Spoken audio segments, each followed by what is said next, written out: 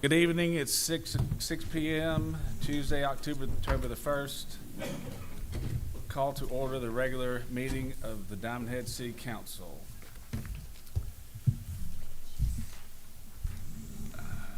Will you please bow your heads for the invocation by Councilman Cumberland? Our Heavenly Father, thank you for giving us this opportunity to be here this evening and represent the city of Diamond Head. Please be with those that are dealing with sadness and illness.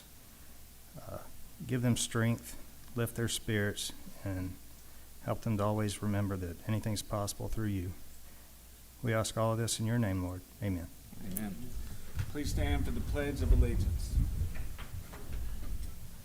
I pledge allegiance to the flag of the United States of America and to the republic for which it stands, one nation, under God, indivisible, with liberty and justice for all. Mayor DeBrio. Councilmember Finley. Here. Councilmember Lisi. Here. Councilmember Cumberland. Here. Councilmember Clark. Here. Councilmember Marr. Here. Can I get a motion to confirm or adjust the agenda? Motion to adjust. We have an addition under the consent agenda 2024-261. Needs to be an addition. And I would like to move to table my motion 2024-259 out of respect for the mayor since she's not able to attend tonight. Can I get a second? Second. All right. Roll call. Oh, y'all want a roll call on this one? Need a roll call She's not tonight? here. Yeah, because They're there's not nobody on the phone, but it's yeah, up to I don't y'all. think they were Okay, on the no, just, phone. Okay. all in favor? Aye. Aye. All right, the next regular meeting of the city council will be held Tuesday, October the 15th, 2024, 6 p.m. here in the council chambers. The 12th annual blessing of the classics will be Wednesday, October the 9th from 1 p.m. to 7 p.m. at City Hall. Cruisers, live music, and food on the town green. Cruisers parade to the Blessing Circle will be from 4 p.m. to 5 p.m. Diamond Head Police Department's National Night Out will be held on Thursday, October 17th from 5:30 to 7 here at City Hall. And next we have a proclamation for White Cane Day, and I will read said proclamation. Whereas the white cane, which every blind citizen of our state has the right to carry, demonstrates and symbolizes the ability to achieve a full and independent life and the capacity to work productively in competitive employment, and whereas the white cane, by allowing every blind person to move freely and safely from place to place, makes it possible for the blind to fully participate in and contribute to our society. And whereas every citizen should be aware that the law requires that motorists exercise appropriate caution when approaching a blind person carrying a white cane. And whereas the city of Diamond Head also calls upon employers, both public and private, to be aware of and utilize the employment skills of our blind citizens by recognizing their worth as individuals and their productive capacities. And whereas the Lions Club of Mississippi will sponsor White Cane Days throughout the state of Mississippi during the month of October. And whereas the state of Mississippi, through its public agencies and with the cooperative assistance of the Lions Club of Mississippi, can look forward to a continued expansion of employment opportunities for and greater acceptance of blind persons in the competitive labor market.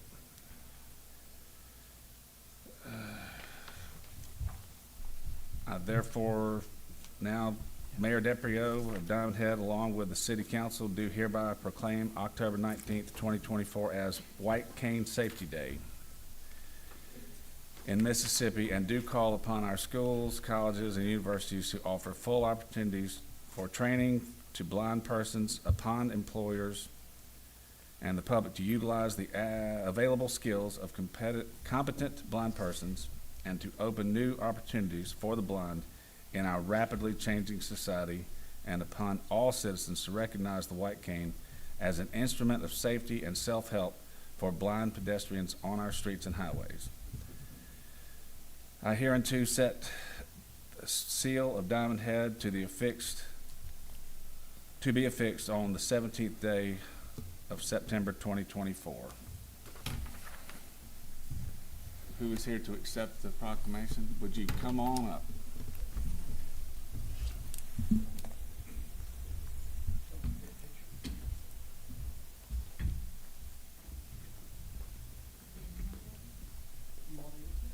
You want to say something? You want to just come up here? Okay. Here, I'll, Would you like to come up and have a picture taken? Or will you come down here? you can go down. That's it. Let's go right here.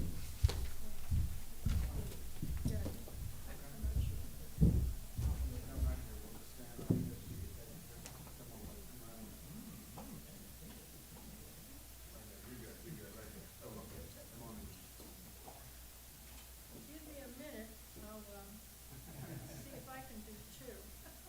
Sure. Look this way for a second. 1, 2, 3. Stay there. And then y'all stay standing. Don't move. Okay. Oh, Lord, just a moment. I lost it. Shane can't smile that long. Keep Gotta smiling. return to the brown here in just a second. Now I took a picture of me. Just a minute.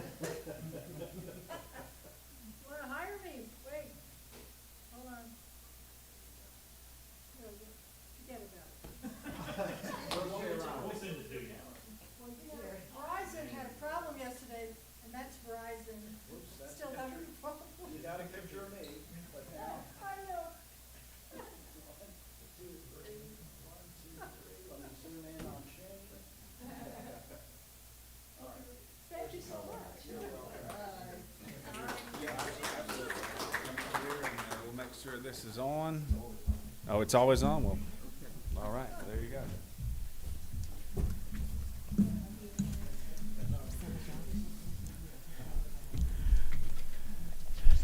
Hi, I'm Dwayne Simpson. I'm president of the local Lions Club.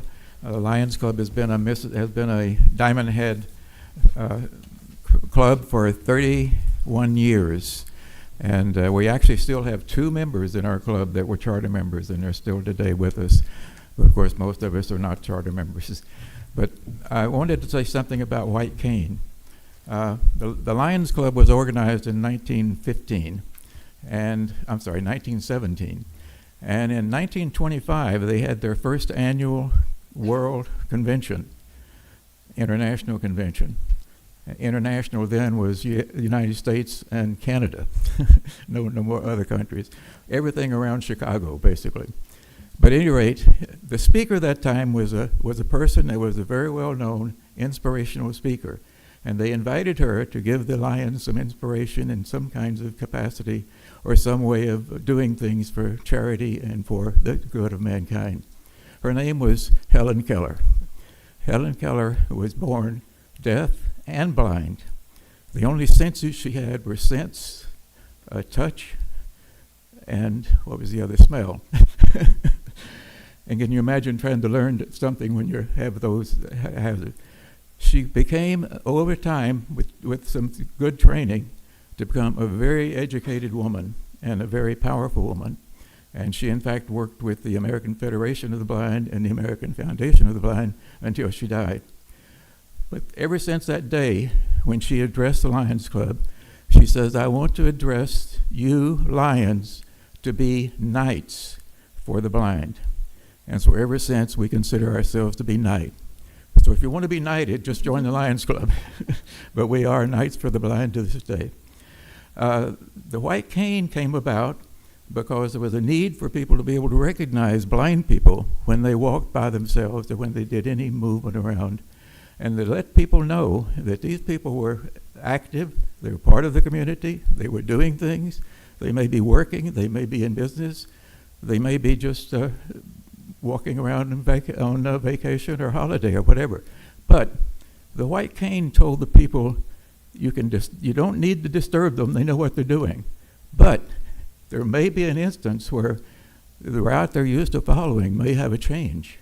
And if that change could be dangerous for them because they wouldn't know that it had them. And so the white cane was to tell you, if you saw such a thing, you should go to their assistance. And so today, the white cane has that very strong responsibility, basically. It lets people know that there is a blind person. Now, the Lions Club does a lot more than blindness. We've been in things like the Lions Club Sight Foundation, and in that foundation around the world, that's when we do the disaster relief. And the disaster relief that we collect, we submit to the Lions Club International Federation Foundation. And over the years, there have been many millions of dollars returned to Mississippi, probably a factor of 10 more than Mississippi was ever able to contribute. Katrina alone was an example of that. Very, very strong support from LCIF. But we do give to that. But the main thing of our Walk for Sight, which we try to do every year, we had to suspend it during the pandemic. But now that we're pandemic and everything's over and we had a couple of years to survive, we are having the Light of Sight. And I gave you a sort of a copy of the brochure, the flyer, describe what it is. And I also gave you a description of what the Lions Club in Diamond Head really is about. And that's the other folder that I gave you. So we appreciate if you take a look at it. We support you. We appreciate the support of the town, and we appreciate the ability to come and receive the proclamation. Thank you. Thank you. Thank you very much for everything you do. All right, city manager's report. Thank you, Councilman.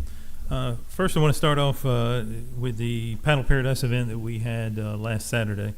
We had over 200 people register for the event and about 150 plus that actually showed up and participated in the event, which was a wonderful overall activity for everybody that was out there.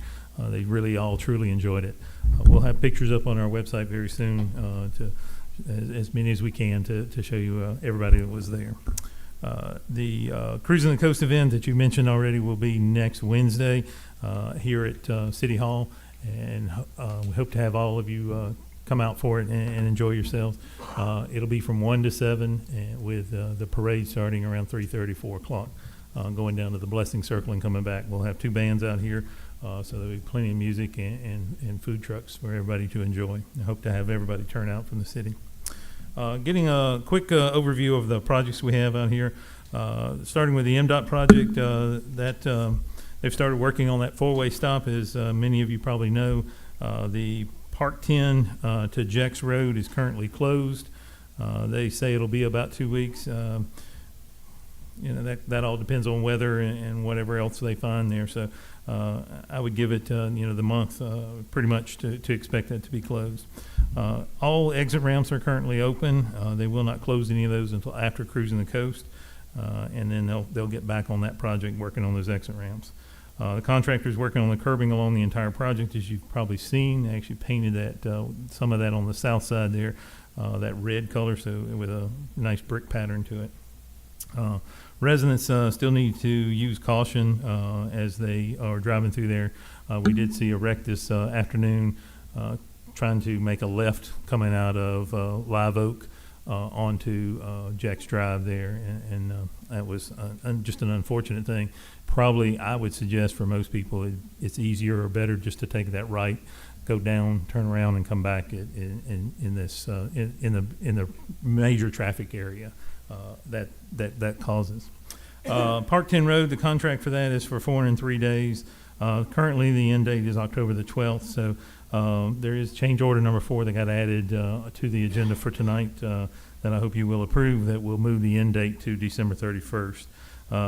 This is due to the weather days that they've had incurred, as well as the utility poles that were in their way that was halting production and their ability to move forward to finish the entire project. So they are moving forward. I believe they'll probably be done before that date, but we just give them the rest of the year to get that work done. So right now, the contractor's working on completing the Leisure Time Extension roadway there at the east end, I guess, of it, trying to put in the last of the curbing and sidewalk for that side, and then they'll finish up putting in the all the pavers along the sidewalks itself, and then irrigation getting put in. Bowview 2, the end date on that project is currently set for December the 4th. The contractor will mobilize next Thursday, and the drain inlets is in production right now and should be delivered within the next 2 to 3 weeks, so they can get started on that project.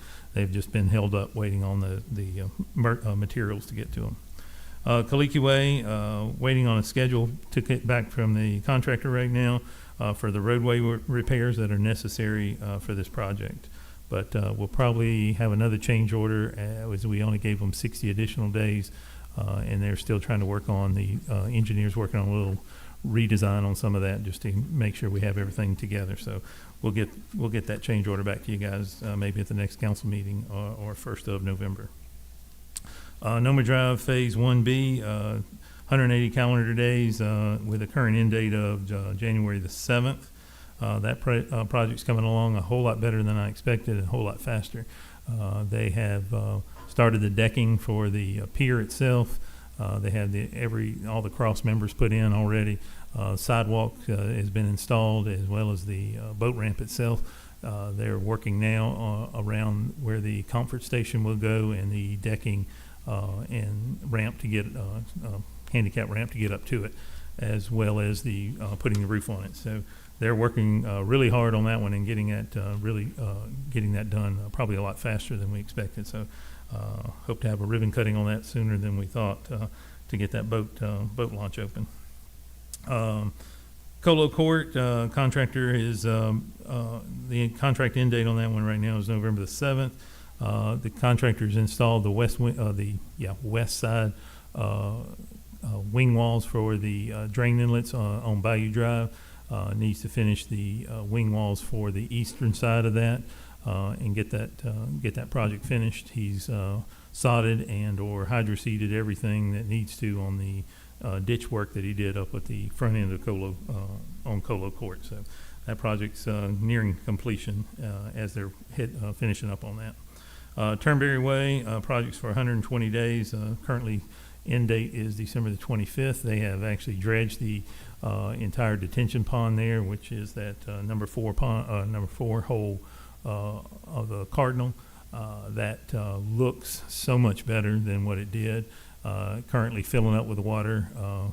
We don't have a water hose over there filling that up, and just in case you get over there and take a look, that's just water coming from the north of it coming down, filling that pond back in. So it's getting it's going to be grassed, I believe, next week. The POA is getting the grass, and then the contractor's getting their side done. It's kind of dual effort there to get that whole project finished up on that side.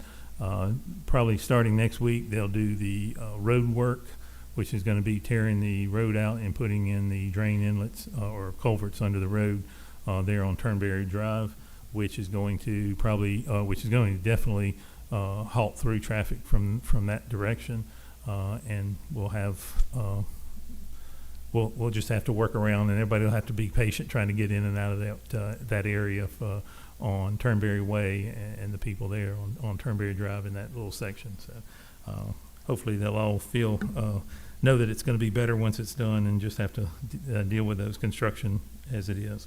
Calais Street contractor has done all the driveway improvements that were on the plans, and I believe there are 5 crossings for new drains, inlets, or culverts, and they have, I believe, we're working on number 4 or maybe number 3 of those 5. So they have probably 2 more to go, and they're working on each one of them individually, and then opening the road back up so that it's open every night so that people can get through there. It's a little rough, but they're able to at least use it as an access road to get back in and out. But they're closing down only when they're ready to tear the road up and do the work. So they have all the materials on site, so there's no delays there. Hilo Master and Hooley Place, those 2 projects they just haven't started on yet. They'll get started on those once these other 3 have kind of gotten finalized. Coon Branch, I met with the engineer or discussed the project with the engineer yesterday. Preliminary design is being finalized, and he expects to have advertising this project sometime in November. Noma Drive dredging, that project was that bid was supposed to be open today due to some requirements from the beneficial site for this project. We had to postpone that opening, and so it'll be opened on the 15th. That will be the day of a council meeting, and engineer feels like if bids are in good shape, we can get it on the agenda that night. Because if we don't, we'd have to wait 3 weeks to get it on the next meeting in November. So we'd like to go ahead and get it on the meeting on October the 15th, if it's within budget and all the bids come in good shape. So if so, we'll have that on there and add that as an addition the night of. Jordan River Boardwalk, still waiting on final permits for this project to be finalized, as well as the grant agreement coming from MDEQ. So once we get that, we will get that project moving forward. Right now, the engineer's getting the final design done and sending that over to the Restore team in DEQ to get their approval to make sure it meets what the project's details were. The dog park meeting, we're meeting with Ochsner next week to discuss the property, and then we'll follow up with you guys at the next council meeting after to tell you where we stand on that one. Montjoy Creek, currently waiting on final permits from the U.S. Army Corps of Engineers. The engineering firm was required to make an adjustment to the observation platform by the bulkhead due to just some requirements of the Corps. So they're making those adjustments and getting back to them on that. Comey Drive and Calipacona Pond, those two projects kind of really is going to be one. The engineering firm expects to have those bids out this November, and they're currently working on completing those drawings so that we can present them to the council. The canal dredging, now that's the one I'm still waiting on the grant agreement from. So we're still waiting on that. It's still with the Restore Council getting final approval. So hope to have that here very soon so we can get it on the council to approve. The engineer's finishing up the drawings, and we'll get those in place. The plan is hopefully in November so that we can get this bid out and contractor in place to start dredging sometime in March, April. Noma Drive Nature Trail, the engineer flew the Phase 1 site last week to determine the terrain and the best location for the trail. We're looking at trying to create just a small portion of this trail with the money we have currently, and then continue making it all the way to the Montjoy Creek area to connect Noma to Montjoy Creek.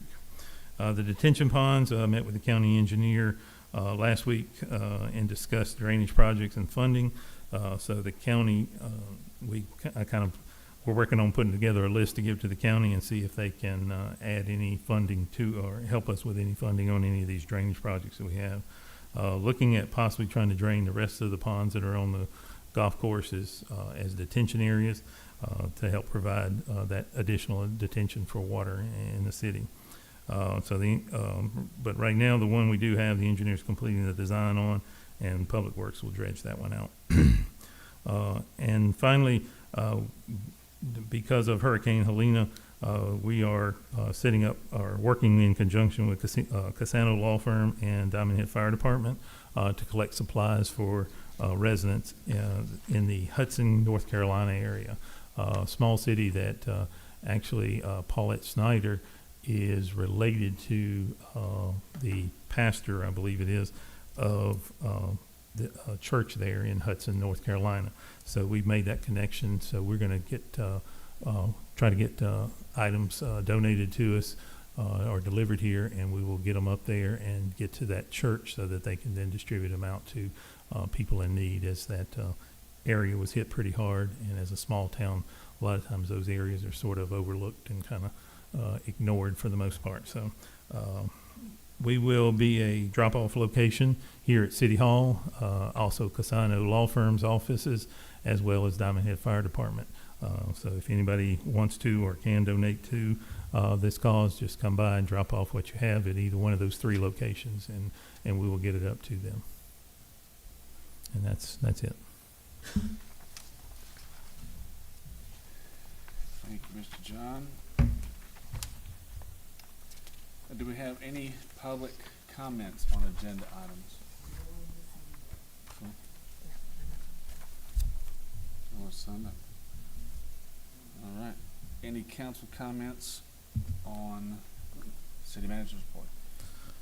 I have one comment, but it's not on the city manager report.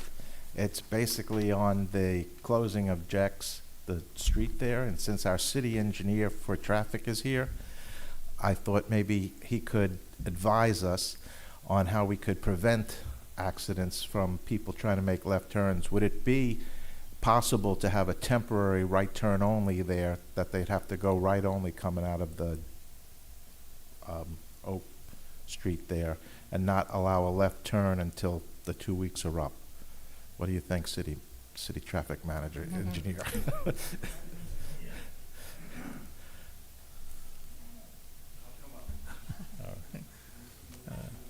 While he's doing that, that is what I suggest. It's just easier that way for people. But it's always an area that's been there forever. You know, people coming up through there, taking that left-hand turn. They just have to be careful as they're doing it. But there is a little more traffic there A lot now more traffic with the because stop there's sign, not the the stop forward sign stop, yeah. area for them to come up on. And John, if I'm correct, once this is done, you're not gonna be able to make a left there, right? Isn't there gonna be a division in the middle of? When the entire project is done, yes, you will not be able to turn left there. There'll be a divider between those two lanes to prevent that altogether. You have to go to the roundabout and go around. So good point. Yeah, I would definitely recommend right now right turn only. And Derek, as you mentioned, that's what I was going to say is once this is complete, it will be a right turn only. Moving forward during this phase of construction until Jex Road is back open, it'd be a good idea to make it a right turn only. They have to go around the loop and come back across the interstate. I like it. Mr. Anything else? No, that's it. I mean, I know it'll be an inconvenience, but you know, we had an accident today, and to try and prevent that, I think it's a good implementation. Councilman Clark? Thank you. John, have they told us which area they're going to be working next on the roundabouts? Again, no, and I found out through some conversations that I was having yesterday, as we didn't know that road was getting closed either, that apparently MDOT is having some internal communication issues that I believe is going to be resolved from this point forward. So as soon as I do know, I will certainly let the residents and you guys know as much as possible. The ponds on the golf course, is there any way we can ask the POA to help on that too? There are detention areas, Mhm. and not specifically. I mean, the POA will work on the grassing for them and maintenance thereafter. But they're part of the detention of our waterways throughout the city, and for the most part. Now, some of them aren't. There are some that are just ponds for the golf course. Those we would not deal with. Okay. And then one more, we had discussed the 698, 6910 Alkia Place. Has Ty or anyone with Public Works been out there to look at that site? That's where behind the house, all the woods and debris from that was lining up against the fence. No, that is actually part of the project that I have the city engineers working on right now to get that all that from that far up, which I think that may be something I got to add to it overall. But I'll check and see how far up they're going to get it all the way to Hilo Street, as it comes all the way down. Correct? Because it goes That to would be way. That would be street when it comes up. Alkia Plate or Street. Yep. Yeah, Alkia Street. Yeah. But Going down. on top of that too, they do have all the debris that came from the woods. Can we get Public Works to go out there and kind of help clean that up for flowing, water flow? I can certainly get them to take a look at that. It may be something they have to do this winter after grass cutting season, which is getting close to being ended. So we can get them started here soon. All right. Thank you. Councilman Cumberland? From the red zone, coming back through, if you were to go towards the water department down, you'd have to take Leisure Time Drive, correct? Is that area back open to where you can come all the way down Leisure Time Drive and then come across and then go back to the new road that we put in? Not yet. No, that's Yeah. what they're finalizing on that eastern end, the sidewalk and the ending curbing for that side of it. So yeah, I kind of felt like that should be kind of open by now, but they're close, and then they'll have to put the last lift of pavement on that. Okay. All right, that's all I have. Councilwoman Lisi? Thank you. Just a couple of things. John, I got a request from a resident to ask us to look at the possibility of striping Annalise Street, the cut-through street off of Diamond Head Drive North. I know it's heavily traveled, and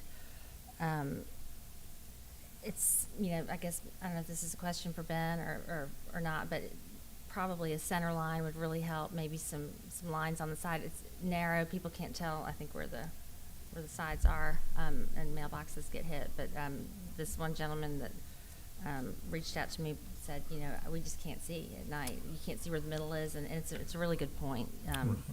For anybody who travels that, it's just dark and Certainly. hard to see it. But if that's a possibility, that would be. Yeah, I tried to get that added into the last paving project we did. I think it was the phase 4, not the bond paving.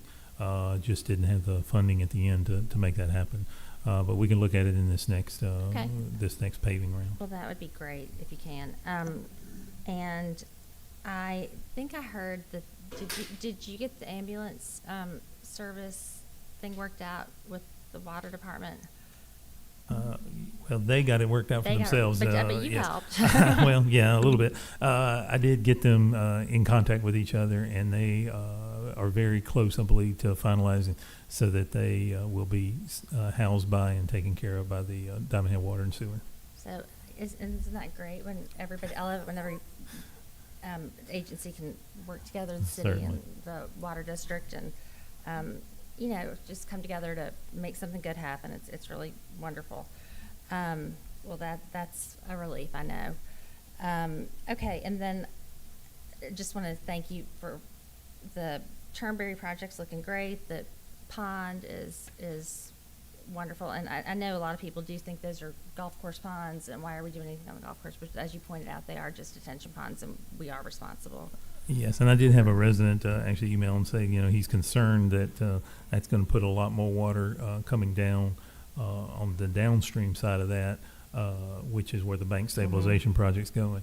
And the one thing I forgot to tell him in my email back to him, actually, it's not really going to bring that much more. It's a detention area, so it is. We've increased the capacity tremendously there to hold all that water that's north of it, that will not go towards him as fast and as much. So it'll help him right now until we do get over to that bank stabilization project and start working on that some more. Well, that's great.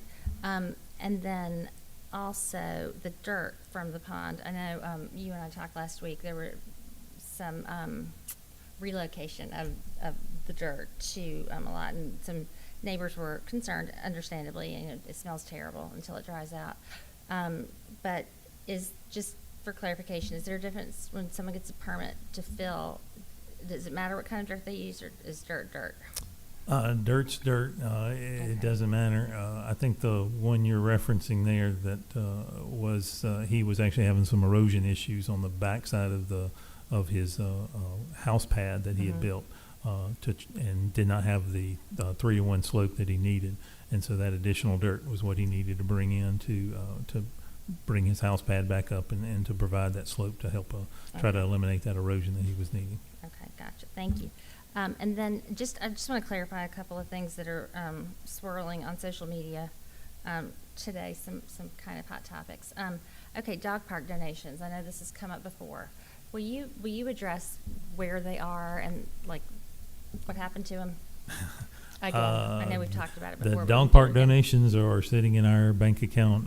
They are They're not in a separate fund. They're still in our general fund only, but they are in a program code, as we call it, so that they're earmarked specifically for that purpose and for that purpose only. Okay, so they're still here. They're still here, No one took the 100%. money, no one spent it. No, ma'am. Okay, good to officially know that. And then there was something else saying that at one point the council voted on a building moratorium. Legal, maybe this is for you, correct me if I'm wrong, we never voted on that, correct? Not that I recall. Not, Not I this don't, council. no, It was there's, discussed, but we there's never never- been a motion before the council about a building moratorium. Okay, so that was that wasn't something that came up that we voted for, just Not discussed. not that I ever recall. Okay, thank you. And then also, there's been a lot of concern in the city about some smaller homes going up in Diamond Head Lakes. Will you address, like, what's going on with that, please? Certainly, the council, I can't even tell you what day, approved a new minimum square footage for all properties. It's and in we- August of 22. Okay, August of 22. And we mapped out every lot that was in Diamond Head as well as areas that were unplatted at the time. But Elliott Homes is Phase 1 and the Horton Phase 1 subdivision over on the High Point area. Both were given the grandfather rule to allow for the current size homes that they were putting in. So there are, most of the homes there are between 12 and 1,500 square feet, but there are a couple of, depending on the size of the lots, that are a little over 1,000 square feet with heated and cooled, and then another 200, 250 plus for the garage and so forth. So most of the houses there are at least 1,250 total square footage. As I recall, the final plat approval was given the meeting before we voted on raising the square footage. That's correct. think I that's wanted in to there. make that kind of clarification. I know that it was done beforehand. I'm not sure exactly timing, but, so we could not impose any minimum square footage on those first two phases for those developments, but on subsequent phases, we're allowed. We couldn't retroactively apply it. So, just to clarify. So that's how that happened, s- for people who are concerned, and that's the story, so the truth, okay. And I'd encourage anybody who wants to revisit that to go back and watch those meetings in August, and you can see how all that played out. And I think that is all I had. Thank you for everything. All right, the only thing I have, going back to Annalee, we wouldn't happen to have a couple extra, 100 extra road delineators, will we? We have some, certainly. I don't know Mr. how much Benedetti, we, would that be acceptable? just put that down the middle instead of Just- striping? Yeah, every once in a while, it would help, maybe. So, all right. I want to say it's probably a different size, kind of a smaller version of that, that you put on in to separate the road, but we could certainly do Yeah, that. the large ones, I call them speed bumps. That's right. I understand. Or tire person. Okay. All right. Just, I don't know, something to think about. All right. Motion to approve the September 17th, 2024 regular meeting minutes. So move. Motion by Councilman Cumberland, Second? second by Councilwoman Lisi. Any discussion? Of course not. I will abstain. All in favor? Aye. Aye. All right, resolutions. Motion to adopt resolution 2024-042, thereby establishing salaries and rates effective October 7, 2024 for fiscal 2025. Can we get a motion? So moved. Can I get a second? Second. That's, Clark. motion by Councilwoman Lisi and second by Councilman Clark. City Clerk. Finley, Yes. Lisi, Yes. Cumberland, Yes. Clark, Yes. Marr. Yes. All right, did we, So, Motion to open a public, yep, and then call the resident 3 times, if you all will. right, I need a motion to open a public hearing, 2024-252. Move. Motion by Councilman Cumberland, Second. second by Councilman Marr. All in favor? Aye. All right. Motion to adopt resolution 2024-0, Before you do that, call the resident, Pamela C. Pino. Picknot, Pino. Pino? Pamela C. Pino, Or a representative thereof. or representative thereof. Pamela C. Pino. No one here. Pamela C. Pino, one more time. So now close the public hearing and then take up the motion. Thank you. Motion, do I get a motion to close public hearing? Move. I declare this public hearing closed.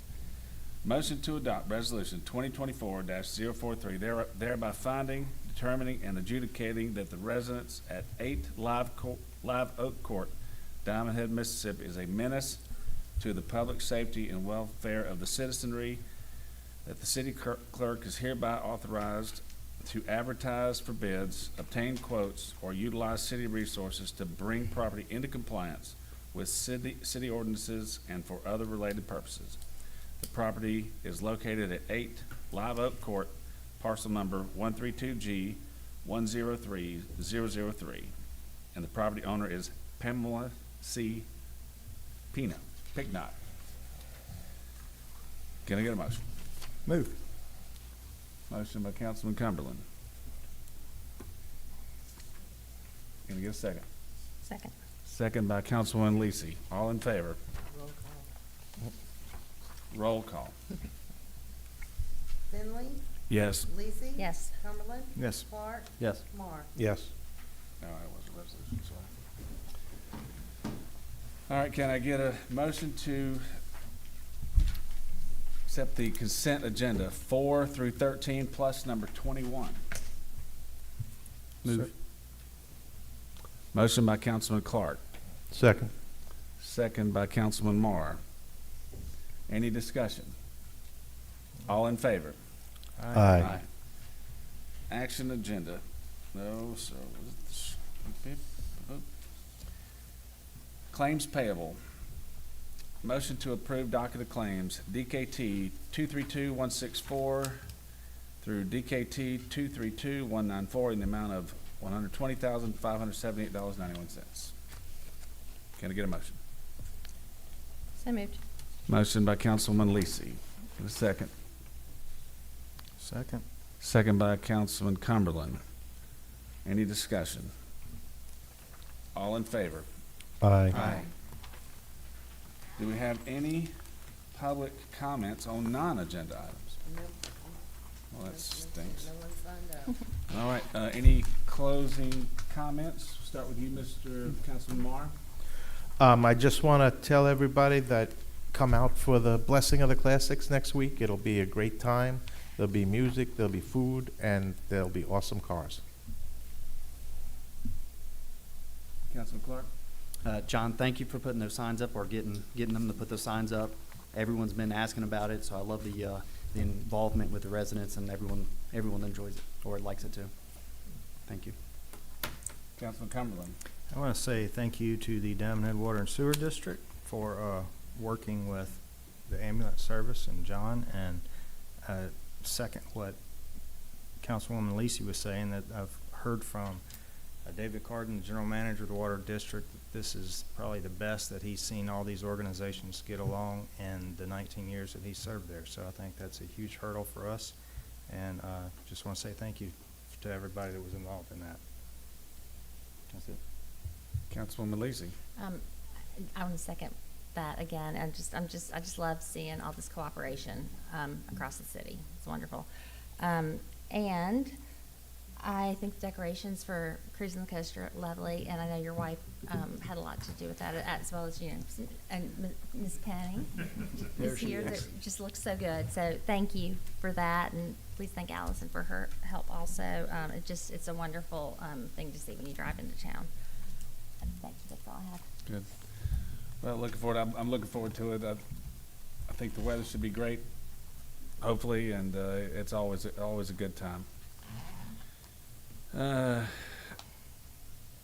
Mr. Cusick, any need for executive session? No, sir. Can I get a motion to adjourn? Move. Motion by Councilman Clark. Second by Councilman Finley. All in favor? Aye. Aye. Thank you all for coming. You want this? Opposite 49. My band.